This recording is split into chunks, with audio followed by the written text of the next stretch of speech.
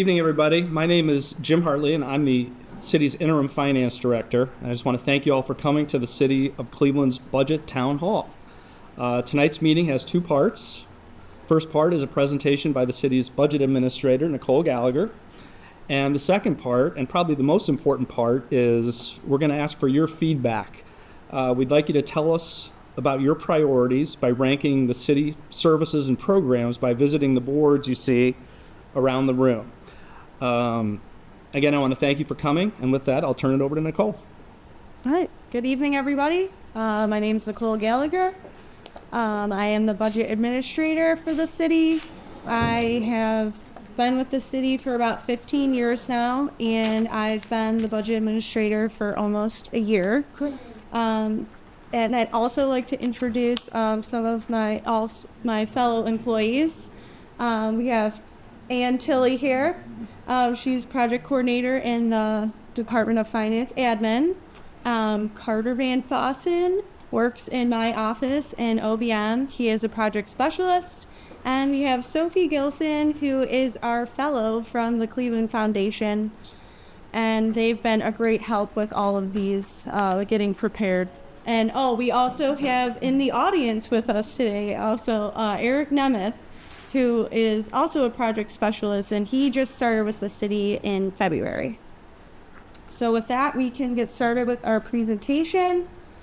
So we'll just talk a little bit about the city as a whole. We'll talk mostly about the general fund, but we'll get a little bit into the enterprise funds as well. So the entire city of Cleveland has a budget of about $2.1 million. And the budget contains two major components, which is the general fund operations and our non-general fund operations. And the general fund makes up about $779 million. That was our budgeted expenses in 2024. And the non-general fund, that's your airport utilities, that's about $1.3 billion budgeted in 2024. So where does all of this $2.1 billion come from? It mostly comes from two sources.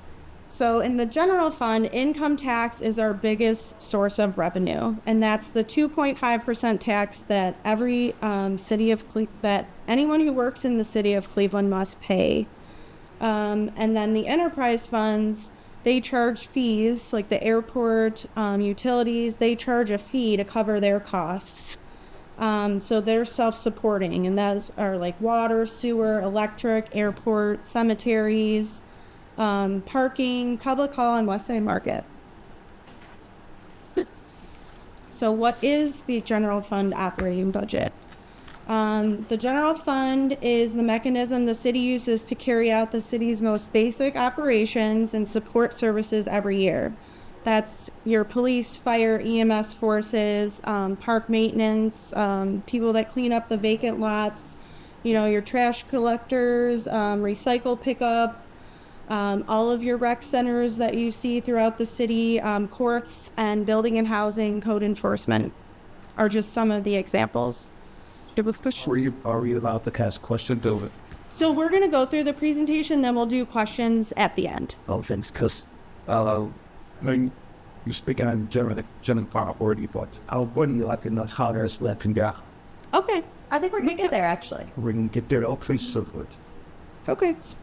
Okay, so basically where does the money go is what we're going to talk about next. So most of the funding goes toward the staff that works for the city. So about 72 cents of every dollar goes towards staffing. It also goes through programming, resources and opportunities and support for residences. We are also legally required to set aside 1/9 of our income tax for restricted and also capital improvements and debt service. There's also reserve funds. So the surplus funds can be saved in the rainy day fund. The rainy day fund can be 10% of your previous year's general fund revenues.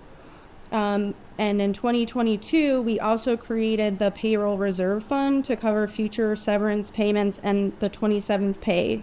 So in 2024, we actually have a 27th pay period, but that only occurs every 11 years.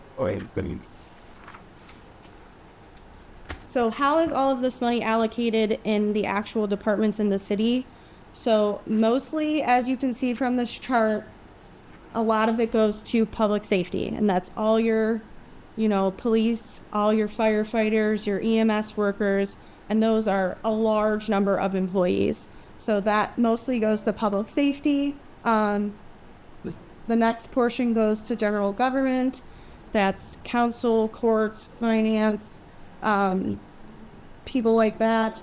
There's building and housing. 12.2% of that goes to the Department of Public Works. That's park maintenance, your recreation centers.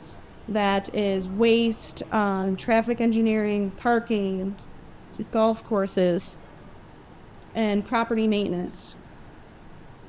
And I think that's it for now. Slides, honey. Hold the microphone a little closer. The ace of kicked up. Oh, sorry. Okay, the next slide is just a chart that shows you where the money comes from for the general fund expenses. So as you can see, 63% of our revenues come from income taxes. No, 50. 16% of that comes from our property taxes and other taxes and our local government fund that we get from the county and the state. What? 7.2% of that comes from our charges for services like EMS billing, licenses and permits, all our building permits. Interest is a little percentage, and then our other miscellaneous revenue is about 9.7%. You think it? Okay, so things that we consider when developing the budget, we do consider rising costs of, the cost of goods and services has increased steadily over the years. Inflation is pretty high right now. Our declining population, the city has had some declining population over the years.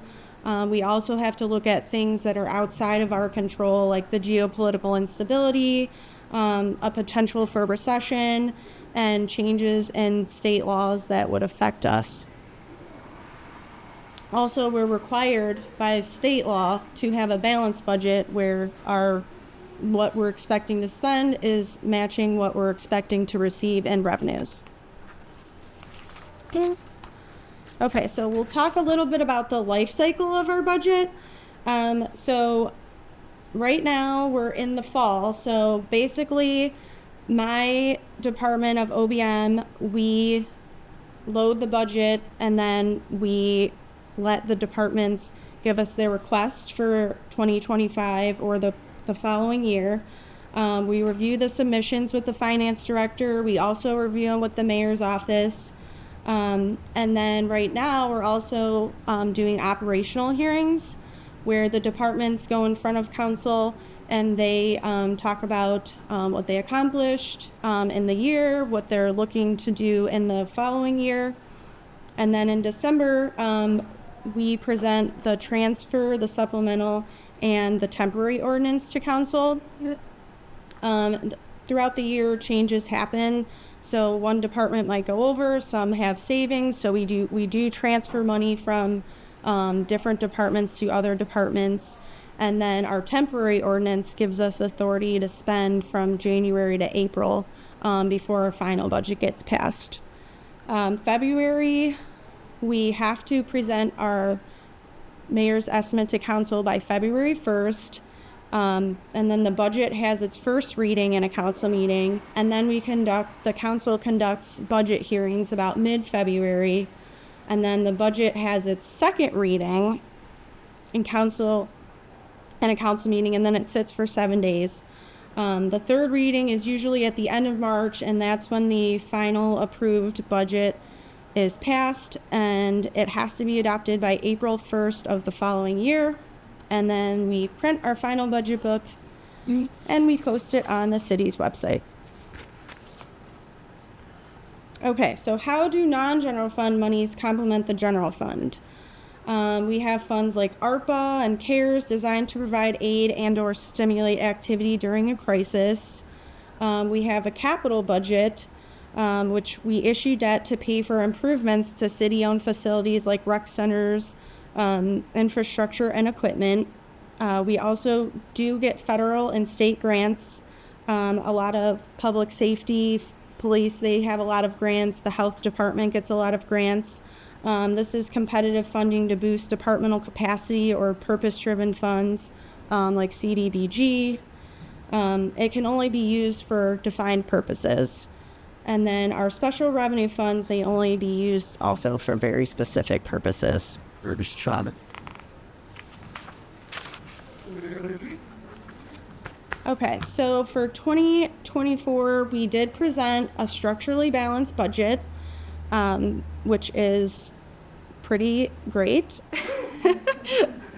So having a structurally balanced budget not only meets the requirements of state law, but it does present Cleveland for a strong economic future.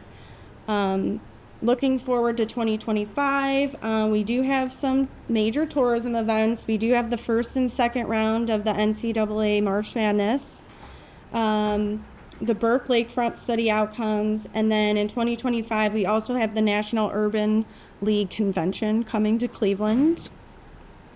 In 2024, our major accomplishments were that we had a structurally balanced budget, and we are on target to have a structurally balanced budget for 2025 as well. We did our 10-year strategic plan, our shore to core to shore TIF district. We transitioned to the management corporation at the West Side Market, and we launched a new 311.